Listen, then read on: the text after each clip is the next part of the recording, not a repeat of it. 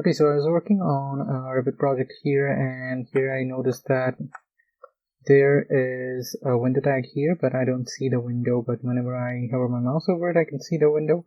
So what's happening here is that it is either below or above the cut plane. So what I mean by cut plane is that if I go to view range, you can see how the cut plane works. You can see that the cut plane, if a cut plane is cutting a door or a window, only then you can see the door and the window on the floor plan.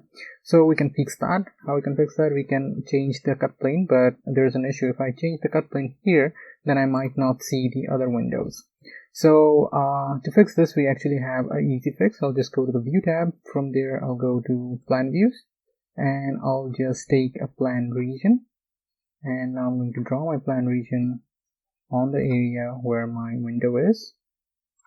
Okay, and when I am selecting plan region, you can see that the plan region has a view range option as well. We'll just edit that, and here on the cut plane, we'll, instead of 4 feet, let's say we'll give in 6 feet, and now you can see that the window is visible.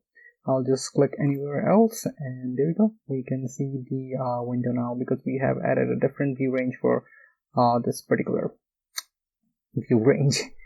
Okay, so I did the similar thing here on the stairs. You can see, there you go. Alright, so you also have a plan region here.